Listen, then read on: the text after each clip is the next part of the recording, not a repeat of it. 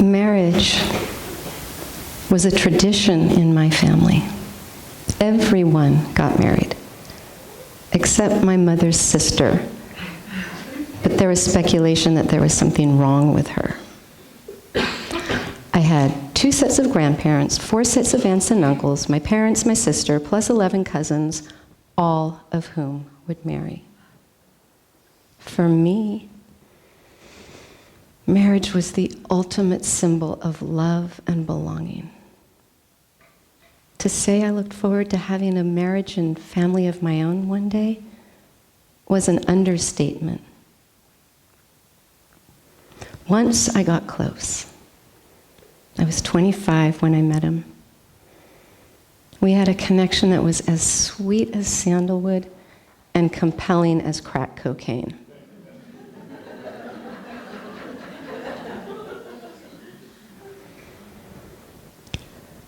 He slept with his ex-girlfriend on my birthday. I got even by sleeping with his best friend.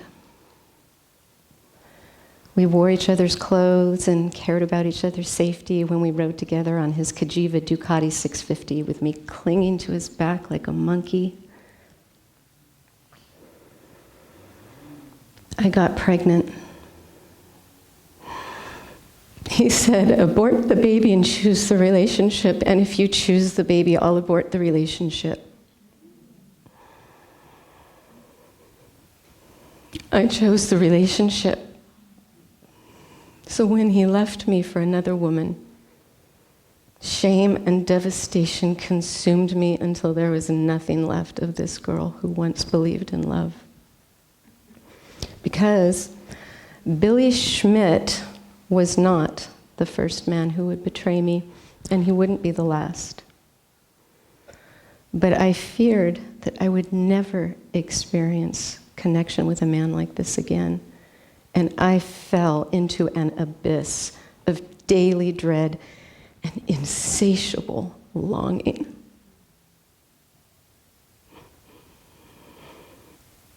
I isolated myself because nobody could understand the impact of this heartbreak.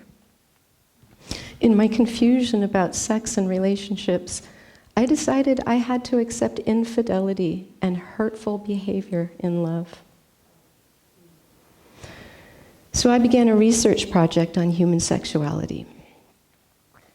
I hypothesized that if I could either become so desirable that no man would ever leave me, or else rid myself of this desire for love with one special person, I would be okay. So I became a stripper. It was very exciting at first. I was a live nude girl at San Francisco's finest peep show, the Lusty Lady. It was our nation's only unionized exotic dance club, so I wasn't just your garden variety stripper. I was a cool stripper. And I was wet for 3 solid weeks. And the whole stage smelled like pussy. I danced naked behind glass and fulfilled men's sexual fantasies while they jacked off on the other side. Then came internet modeling, glamour, girl porn, BDSM, and my personal favorite, fetish modeling. All those years of ballet training and performance earned me the name Karina Ballerina, and I strutted around in 7-inch ballet boots like a fucking rock star. I was the consummate professional. I was on time, never missing a shift or a shoot, and I had boundaries. Then came bikini bars and bachelor parties. I learned how to pose, twerk, use sex toys, and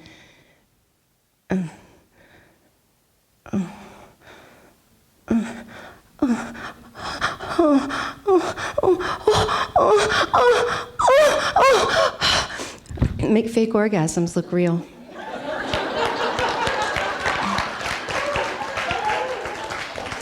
I twisted myself inside out for other people's pleasure. And it gained me popularity. However, my research wasn't proving my hypotheses. Becoming photogenic and sexy didn't do shit for sustaining men's interest in me off stage. And the desire for love and to be loved was just as strong as the belief that I was fundamentally flawed. I didn't understand how everyone, even my stripper friends, could find love and partnership. They'd walk into a coffee shop and meet the loves of their lives. I'd go into the same coffee shop and the gay barista would ask me about my fabulous outfit.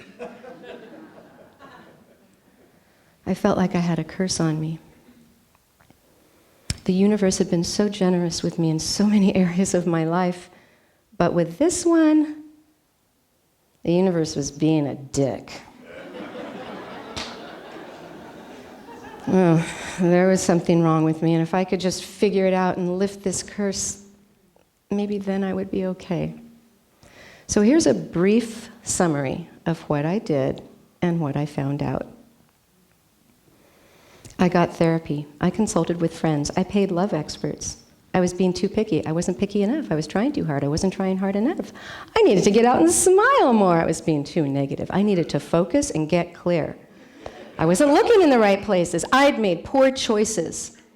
I needed to slow down.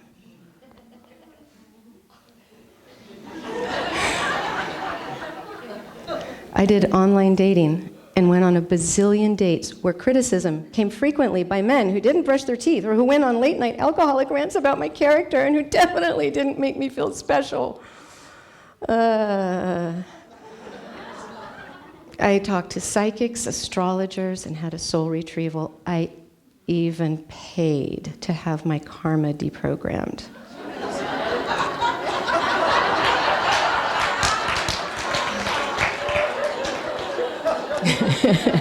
This is funny. And then there was the secret. I had to act as if the partner was already here. And if it wasn't happening, it must be me.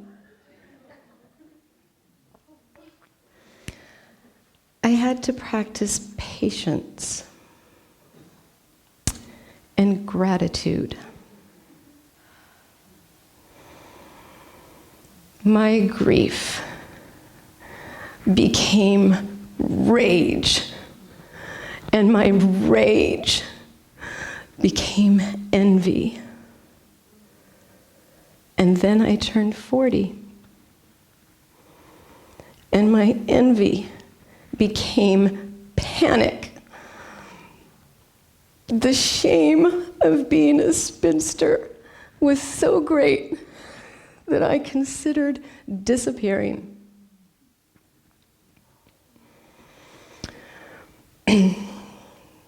Well, poo. Did I really want the words tragic romantic carved on my tombstone? Here lies Karen. She didn't marry, so she died.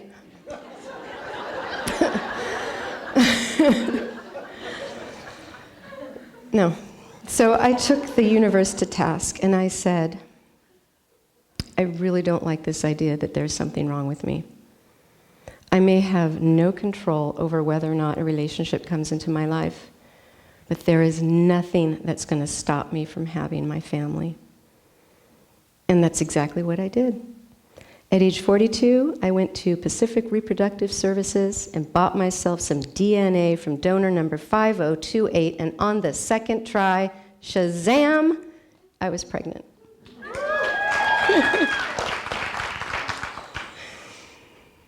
I regret some choices that I've made, but I have zero regrets about choosing to become a mother. My daughter has taught me patience and gratitude. Her shameless expressions of love show me I'm special because I exist. I'm 52, and I was painfully single for most of my adult life. And now I'm a mom. And when I look into my daughter's soft, open face, the past just becomes background.